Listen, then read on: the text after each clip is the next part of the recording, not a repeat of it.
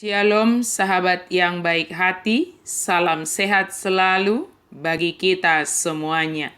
Marilah kita bersatu di dalam doa.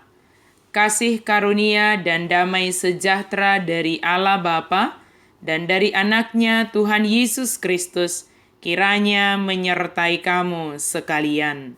Amin.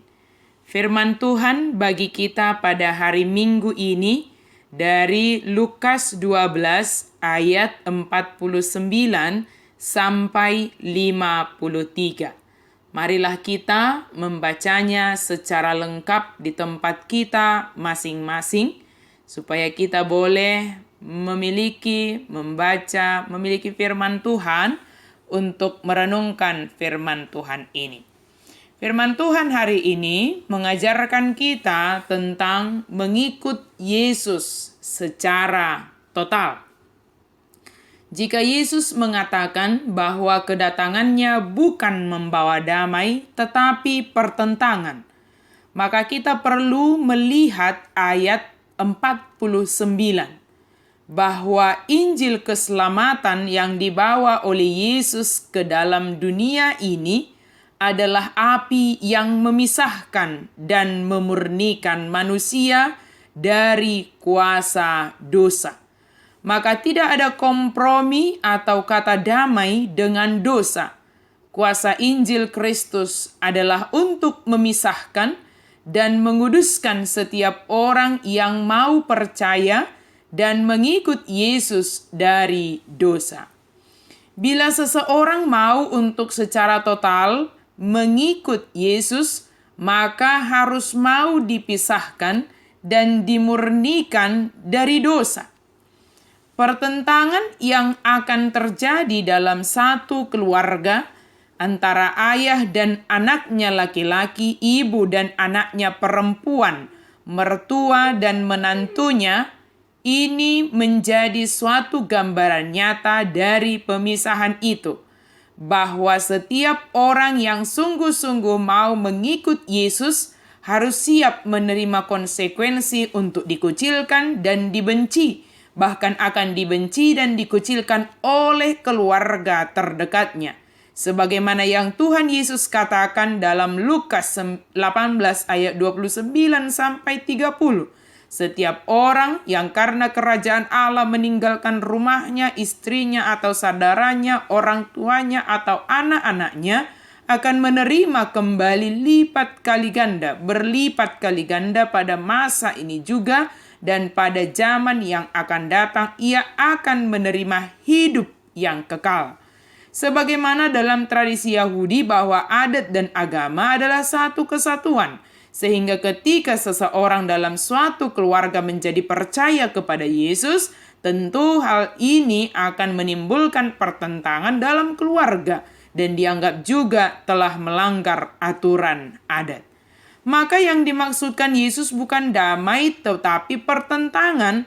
Tidaklah artinya Yesus membuat pertentangan dan kegaduhan dalam keluarga.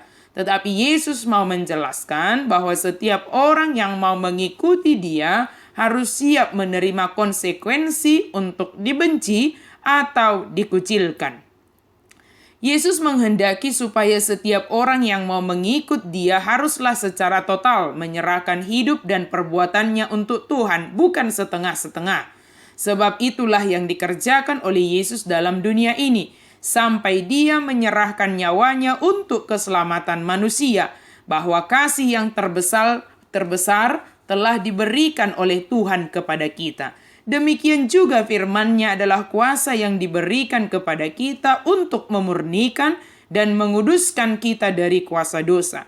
Firman-Nya adalah api yang memurnikan kita dari kotoran-kotoran dosa dan menjaga kita tetap hidup dalam kekudusan.